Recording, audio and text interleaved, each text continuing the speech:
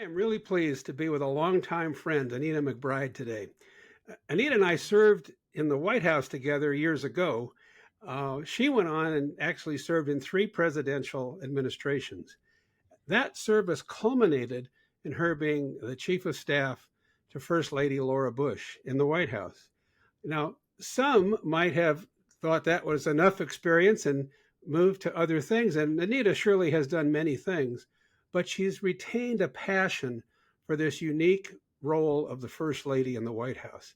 She's currently the director of the First Lady's Initiative at American University and the School of Public Affairs, but she's just recently rolled out a new book, Remember the First Ladies, The Legacies of America's History-Making Women.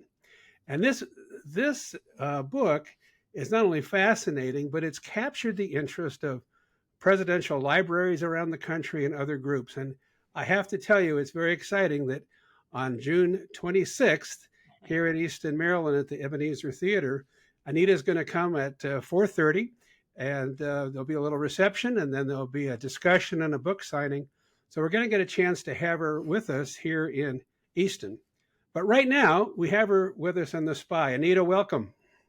Thank you, Craig. I'm so delighted to be here with you. Thank you for the invitation. Well, it's exciting for us. I'd love for you to talk a little bit about this journey since the time you were chief of staff into the with the work that you've done about first ladies, because I really know it's a mission. I think all of us who've had the chance to serve there know that it's a terribly important position, not very well defined, and the women who've held that position have defined it for themselves. But talk a little bit about how you came to be so focused on this important position. Well, I really appreciate the opportunity to have this conversation with you because you too had a front row seat to history and you know how impactful and influential these roles can be. And I saw that firsthand too, obviously working for Laura Bush as her chief of staff and the other opportunities to work in the White House in the Reagan and Bush 41 administration. You knew sort of the outsized influence and imprint that a first lady has, not only in her traditional domain, the East Wing, but in policy issues, initiatives, priorities of an administration. And I did see that directly with Laura Bush.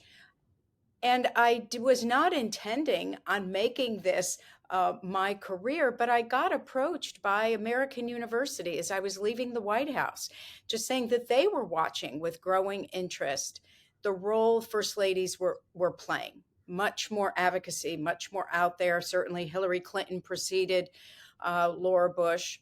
So there was a standard that was set there. Plus, AU had a history of hosting first ladies for many years, starting with Eleanor Roosevelt. So they asked if I could put together an initiative, which, as you mentioned, the First Ladies Initiative, which has grown into these number 10 years of conferences all around the country at presidential libraries and other historical and cultural institutions. And it finally led to what I absolutely needed to do, and I was overdue in doing a book. And I worked with two other authors. As you know, I have two co-authors. This started as a textbook, Craig, because it was identified by an academic publisher that there is no textbook at any level in any school in the country on this topic of first ladies. And the point being this is if we talk about inclusive history in our country, then we have to include the story of these women because their influence is deep and it's profound. Yeah, there's no doubt about that. As I got into the book, I thought to myself, all of us who came to the White House, the senior leaders, senior staff members, we all have a job description. That job is kind of sorted out and figured out. But there is no job description really for a first lady, is there? How did they decide what they want to do and then go do it? Boy, you could have helped write this book, Craig, because you went right to the central point that we make right at the outset. And even the textbook version, of course, has a foreword by the current First Lady who says just that. Each of us come into this position, have to define it for ourselves. There is no constitutional authority. There is no job description. As we've said, there's no salary for the position. So that actually gives occupant of the role a wide berth to do what they want, or if they want to do nothing. There is no requirement. But we certainly have seen over time through our history, and particularly in modern history, the women who come into this role do not want to waste the platform and the opportunity before them.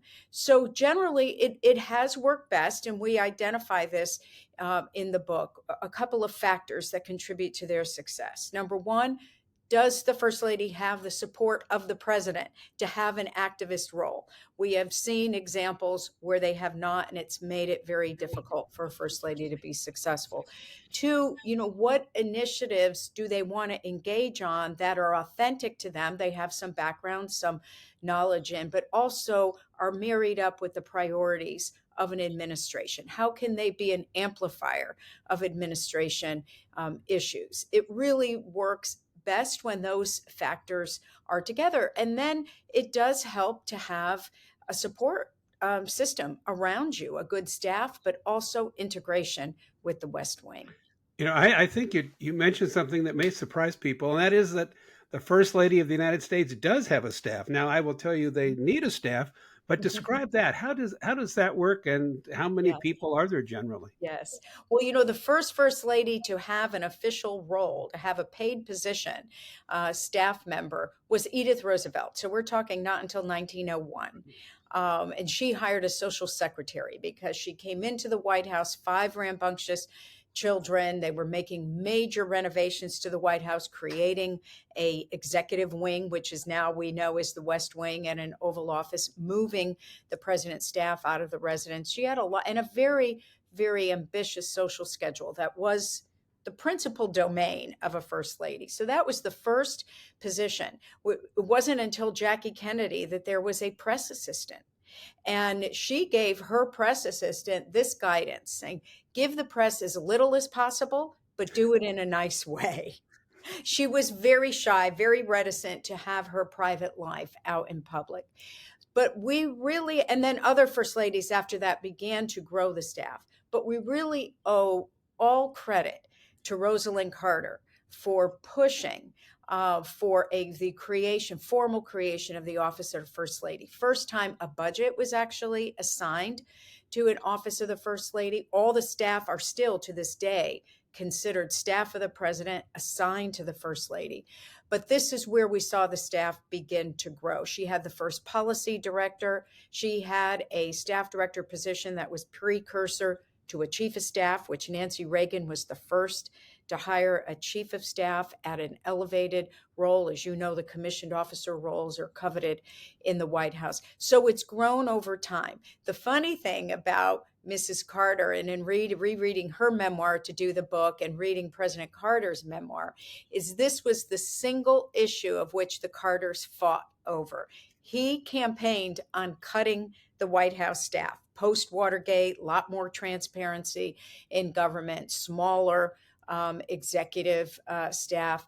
He campaigned against that, and she's pushing him. She said, Jimmy, I need more people for these things you want me to do. Run the Mental Health Commission, go to South America as your envoy. I need more staff. And so this is what they fought about. But she persevered. And it's all the more benefit for every first lady who's come after that. No question about it. Well, I obviously want to save some of the best stories for your visit here, but I do want to ask you one thing. And it's, I think all of us who were around Vice President, then President George Herbert Walker Bush, got to know Laura Bush. Right. And we all really, enjoyed her, respected her. I got to know her, though, early because it was when George H.W. Bush was vice president.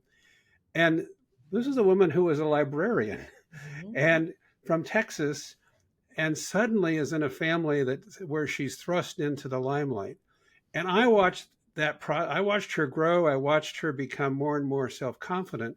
But you were there when she was first lady.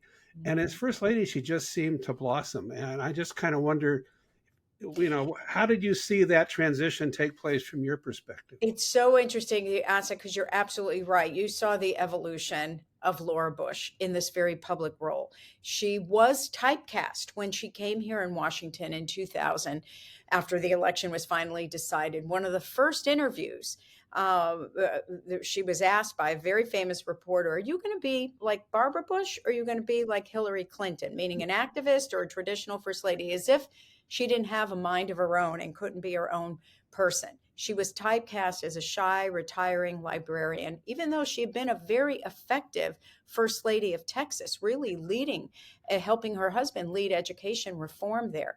But what's so interesting about Laura Bush, and to this day, she does not need to be the loudest voice in the room, but what she does is impactful. And I think she came into the White House wanting to support her husband on education reform. She held her first book festival that September of 2001, their first state dinner. She says in her memoir, she finally felt by that time that she had found her voice, or her voice found her. And then 9/11 hit, Craig, and it changed everything. It was a pivot, of course, for the country, for the president, and for Laura Bush, too, who now found herself as a comforter in chief for the nation. So that quiet strength and resilience and calm and comforting nature ended up being the most important thing that the country needed. And that's how she was seen her entire 8 years. But the 4 years I was with her, she was determined to not waste a moment. She wanted to support her husband's initiatives all around the world, the AIDS initiative, the malaria initiative. We went to 67 countries in those 4 years, and she went to 77 total in 8. So that shows you the evolution of her activism as well. Didn't waste a minute. I think the only thing that we regretted at the end that she did not, we got to all 50 states, which she wanted to do, but we didn't get to the area of North Dakota, which was our 50th state, to Madura, where Teddy Roosevelt, lived for 2 years after the death of his wife and the death of his mother, and really recreated his life in politics. And now it will be the next presidential library will be the TR Library in Madura in 2026. It was the only space, that's the Badlands in North Dakota. It's the only thing we didn't get to that she wanted to do. But we got to almost everything else. That's remarkable. Listen, we've about reached the end of our time. Anything you'd like to add before we close? No, I appreciate that you mentioned about the presidential libraries. I think the only thing I will say is this. This started as a textbook, as you know, and we tested the textbook out in 5 different universities, small colleges around the country. This was in 2023. To a fault, every single student, male or female, said the same thing. Why did I never learn this before? And that's why we know we're on the right track. And so we're really proud of the textbook, and now this more public, fun to read version like you've referred to. So thank you for giving me the opportunity to talk about both of them. Well, Anita, it's going to be wonderful to welcome you into here on the Eastern Shore on Wednesday, June 26th, Ebenezer Theater, 4:30 champagne reception. I like your style. 5 o'clock discussion and a book signing. Anita McBride, thank you so much for being Thank with us. you, Craig Fuller, so much. I appreciate it.